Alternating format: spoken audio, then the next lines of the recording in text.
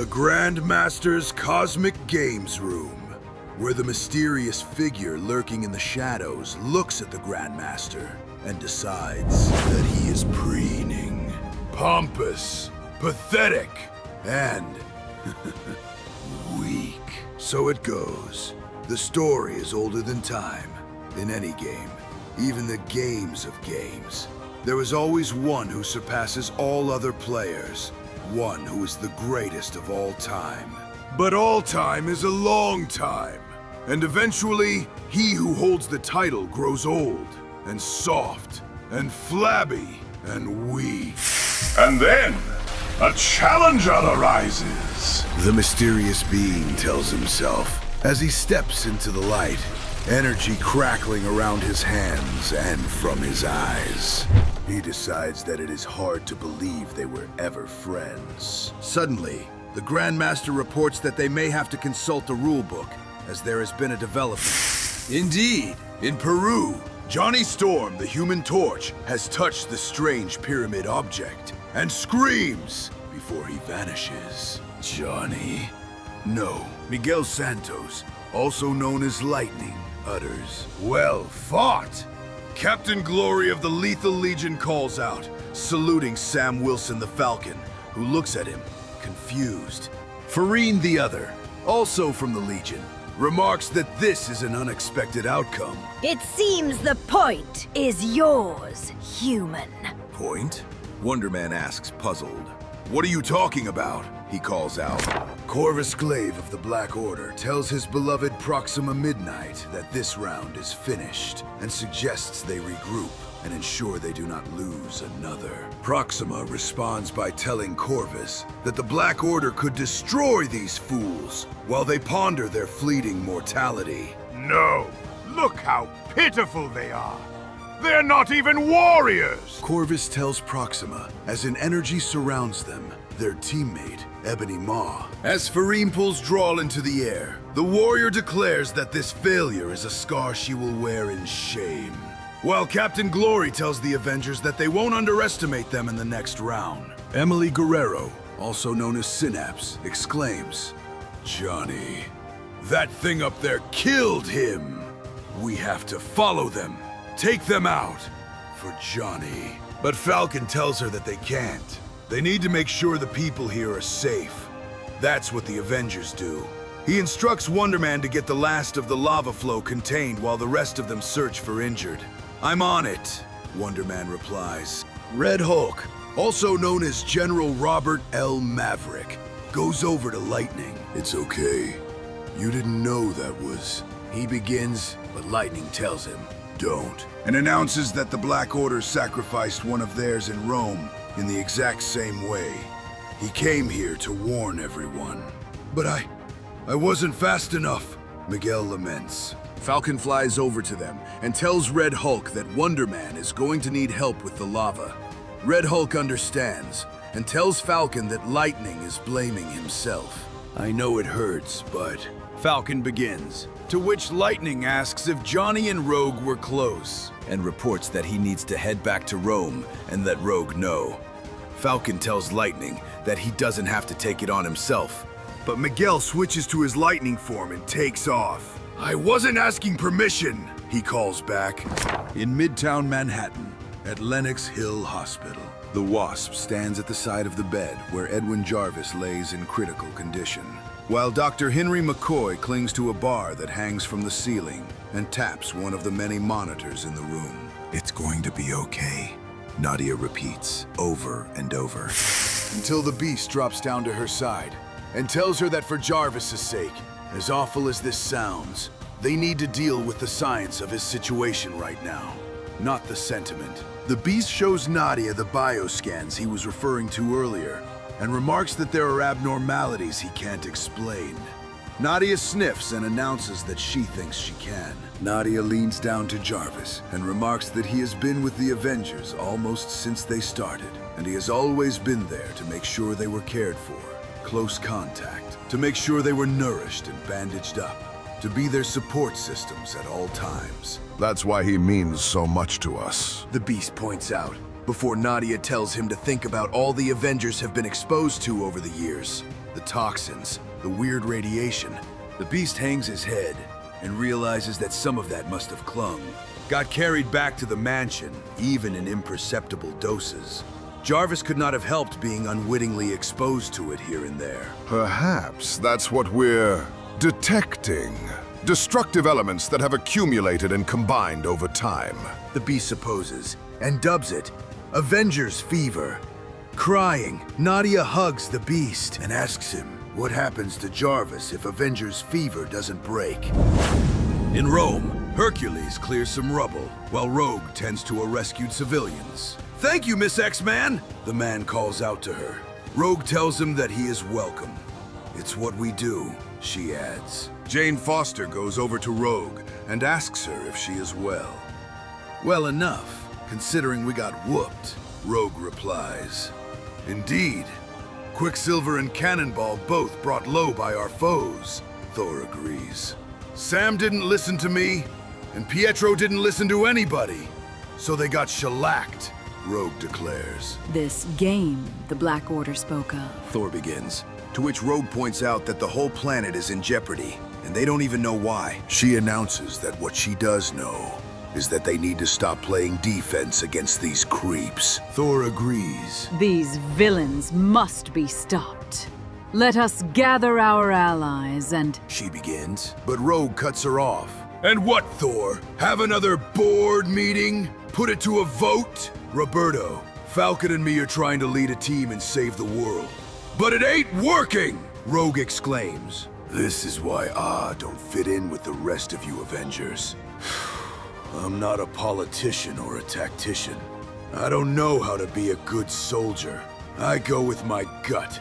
And my gut says we need to kick these galactic..." Rogue begins, staring at Thor, who hangs her head, when suddenly, the two women are knocked back by lightning, who blasts down between them. "Rogue, it's my fault. I tried, but he grabbed it before I could..." Miguel utters, horrified. "Who?" Rogue calls out. "The torch!" Miguel reveals, and Rogue goes wide-eyed. "He's gone," Miguel adds. At that moment, the Human Torch is seen trapped inside a glowing pink gem that is suspended over the Grandmaster's cosmic game room. Next to him in a purple gem is the Black Dwarf from the Black Order. It's almost funny, The Challenger remarks. They stand on the large platform that seemingly floats in space, and the Challenger points out that the Grandmaster had an opportunity to even the score, and instead, one of the obstacles took the pyramoid. You say you're the Grandmaster, but the game board itself is a better player than you are. The Grandmaster tells the Challenger, calling him old friend, that had he wanted an easy game, he would have picked an easy terrain. But instead, he chose the one planet that has stymied the Elders of the Universe more often than they care to say. Earth. The Avengers world. The Grandmaster exclaims, an illusion of the planet Earth hovering between his hands. The Grandmaster points out that this is the world that tamed the Phoenix, that bested Mad Thanos, and altered mighty Galactus's very nature. Images of the Avengers appear as the Grandmaster declares that this is the ultimate conquest for the ultimate stakes, so it requires the ultimate playing field. And well, you call yourself the Challenger now. Don't tell me you're afraid of the challenge. The Grandmaster smirks. The Challenger doesn't like this, grits his teeth and walks over to the Grandmaster. Yes, old friend. I am the Challenger now. He exclaims. My apologies. I see I may have crossed The Grandmaster stammers, holding up his hands, but the Challenger ignores him. I am the Challenger, because you stole my name! He booms, grabbing the Grandmaster by his throat and holding him off the ground. You! The Challenger roars in anger. Flashback.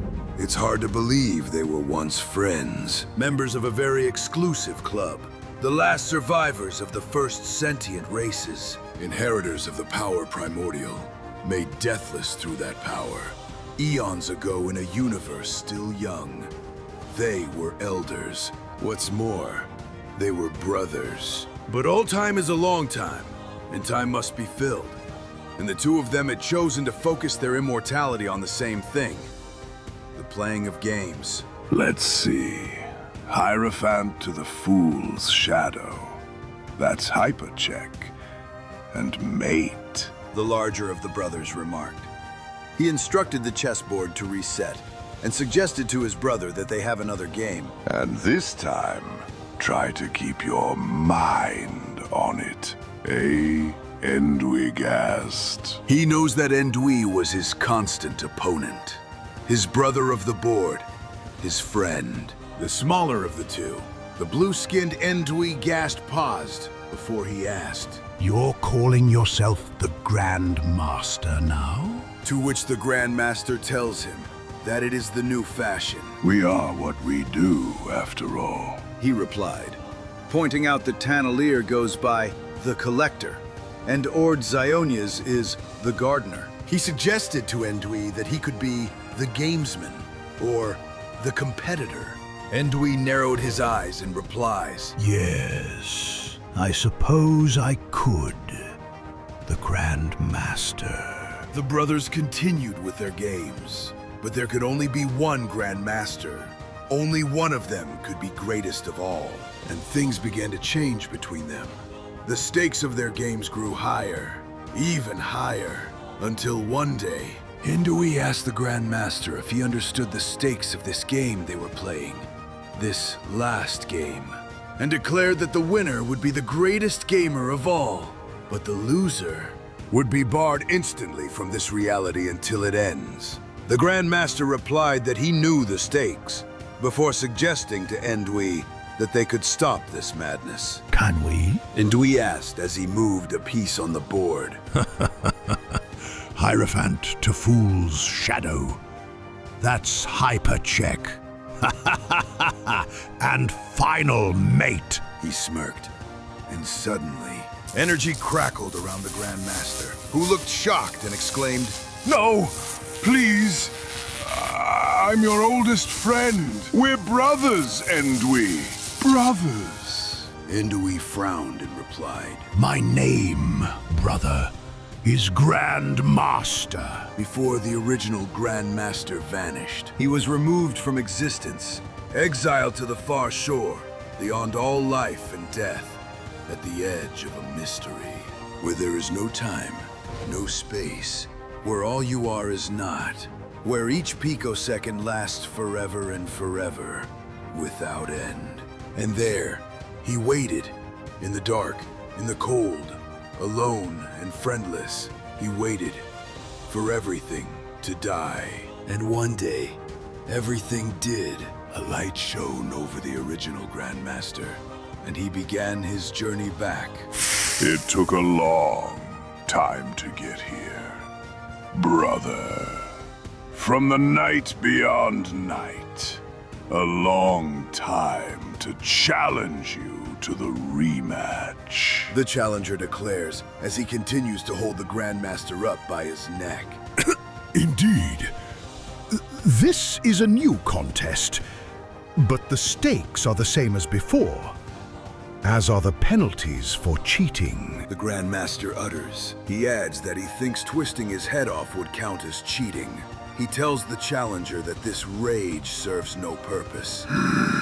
The challenger growls and looks away, before tossing the Grandmaster to the floor. All right, Endwigast. The head stays on, but only because I'm winning. The challenger declares. For now, it's time to focus our next moves. And this round, first pick is yours. The Grandmaster replies. The challenger reports that he chooses air. A small yellow pyramid hovers beside the challenger, and he declares that the electric air, the thunder without mercy, and he will leave the Grandmaster with the water that runs in his blood. A small blue pyramid appears next to the Grandmaster, who replies, Not water, challenger. Ice. The Grandmaster gets to his feet and declares that the ice will bury the challenger, pointing out that the Black Dwarf is off the board, and that means the challenger is a player short. The challenger then roars with laughter. Oh, my dear, dear friend. Announcing that he was never a player short, that he kept one in reserve. A very special ace in the hole. One who understands the purpose of rage. And in New Mexico, in the ruins of the Mount, within a dark hole, green energy glows, and a voice cries out, "Help me!"